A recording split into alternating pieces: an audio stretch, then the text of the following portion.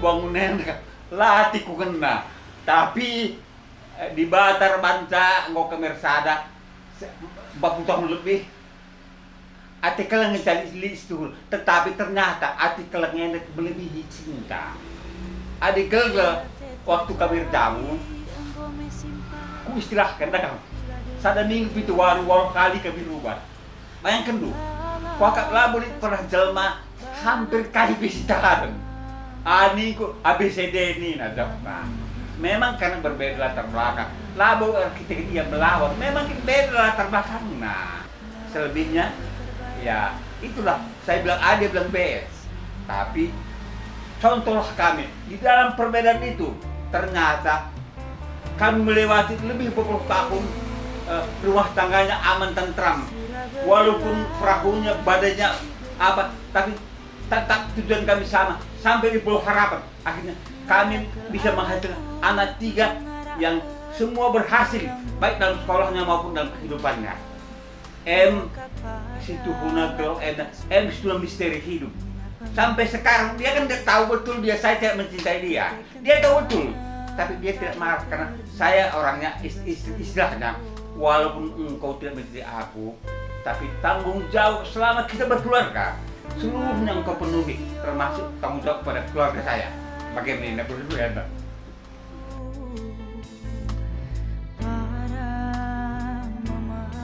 Masyarakat, iya dari artinya pertama bagaimana saya, kamu hidup kali. Iya, layak cemburu, kai besi kutulis saya layak cemburu. Bagaimana Nina? Tulis saja kerina Bapak Aris, telah malam atendo. Kai hidup, kamu ikat kami, alu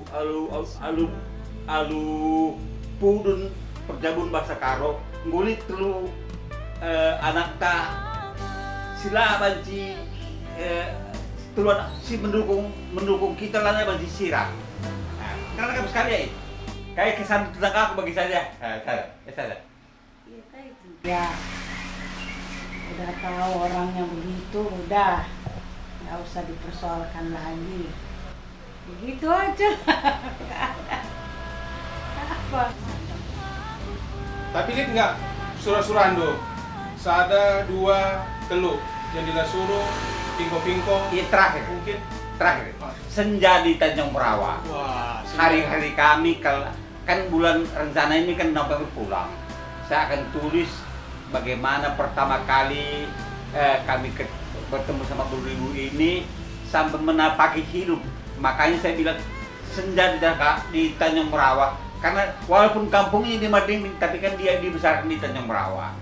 Nah, dia dibesarkan di Tanjung Merawa, sehingga walaupun waktu kami dijorokan, saya tidak pernah dia jumpa, tapi kan dia tahu bahwa kami situ guna rimpal. Jadi waktu kami dipertemukan pertama di Brastagi, walaupun dalam hati saya, wanita itu bukan jodoh, tetapi ketika ditanya kok menurut saya iya. Itu rupanya jodoh. Dan dia sendiri kata selama kami 2 tahun kawin, dia tidak mengerti apakah dia sudah kawin atau tidak. Karena itu tadi di dalam kapal saja, waktu dari Belawan ke Jakarta, saya di pacaran saya peluk-peluk wanita di samping saya. Dia bersama adik saya nemani. Dia heran dia, kok udah kawin masih pacar. Lama begitu. Nah, tapi itu tadi, bagaimanapun jauhnya saya terbang, tetap pulangnya ke Pelimbahan juga, pulangnya ke rumah juga. Walaupun saya banyaklah katakanlah nakal sana sini, tapi tetap kembali ke rumah, tetap kembali ke pangkuannya. Sehingga itu tadi, dia sudah mengerti watak saya nggak bisa dilarang, tetapi walaupun nggak bisa dilarang, seluruh kebutuhan keluarga nggak pernah saya lalaikan. Apa saja dia minta, semampu saya beri. Nah, sampai akhirnya saya kalah. Akhirnya kalah begini. Saya naik haji 2 kali umroh, dia berkali-kali umroh, berkali-kali ke negeri Timur Tengah, berkali-kali ke luar negeri, melebihi dari saya. Itulah bentuk sayang saya, walaupun saya katakan tadi rupanya, maka saya artikan terakhir ini, rasa sayang itu rupanya lebih daripada cinta. cinta bisa pudar, rupanya rasa saya enggak. Nah, inilah eh, kisah kasih kami dengan beribu ini, berbeda berbeda mindset hidup, tetapi menyatu di dalam rumah tangga. Dan dia tidak pernah cemburu. Ya karena kan saya wartawan kan saya nakal. Waktu saya kerja di 8 perusahaan tambang emas, di mana itu duit berkelimpahan, perjalanan selalu kemana-mana bebas, duit penuh, kemana-mana ditemani wanita. Dia bilang, asal tidak saya lihat di muka saya, silakan aja. Kau menanggung dosamu, silakan aja. Kalau kau mau dosa, silakan aja. Tapi aku sebagai istrimu tetap setia, tetap menantimu. Kapan kau datang, tetap walau. Bagaimana? Menarik, luar biasa. Tentu gua kisah perjalanan KP ras mami tuntuna kayak senja di Tanjung Merawa nih. Senja di Tanjung Merawa. Senja di Tanjung Merawa. Iya. Pasti menarik untuk Iya. dibaca. Tina bukan dari semuanya sisi- sudah terekam di otak. Iya. Tinggal begini. Kan saya bilang sama anak saya mau terbitkan, jangan dulu Pak bikin jarak katanya. Karena jarak dan langsung kalau diterbitkan lagi nanti ya mungkin tunggulah katanya. Ya, itu jangan terburu-buru. Tetapi semuanya sudah terekam di dalam otak saya, dan sama dengan novel pertama, novel kedua, jelas nanti itu tinggal nuliskannya saja dan tidak akan lama. Karena saya menulis biasanya bisa satu hari itu 2-3 bab, ngalir begitu saja. Apalagi tentang beribu ini lebih gampang lagi, lebih gampang lagi.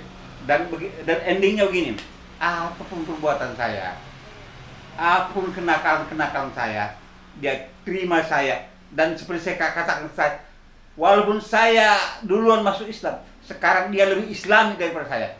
Rajin ngaji, rajin tahajud, rajin puasa. Sedangkan saya, Islam saya sampai hari ini barangkali masih belepotan. Tapi dia itulah barangkali dicontoh oleh anak-anak. Sehingga anak-anak tak ada satu pun nakal. Semua anak bertiga ini pacarnya cuma satu semua. Kalau saya itu kan sudah berkeluarga pun masih pacaran.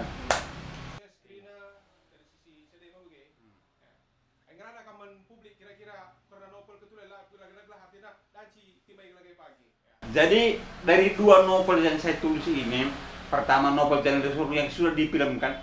Jadi kesan orang yang membaca itu novel yang bagus dan mereka salut karena sudah sekian tahun detail-detail cerita itu masih terurai dengan lengkap.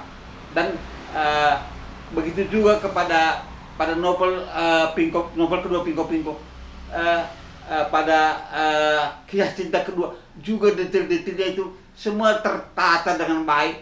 Artinya artinya saya mengucap syukur kepada Tuhan. Ternyata walaupun saya sudah kena stroke 3 kali, mah akut, dan 2 titik otak itu dokter sudah namanya gejala pikir, tapi ternyata Tuhan membimbing saya tetap manusia sehat, tegar, dan masih mampu menulis, dan masih memimpin 2 organisasi besar, dan selalu kalau berbicara masih ingatan itu tajam. Jadi kepada generasi muda saya katakan ada 2 hal yang saya inginkan.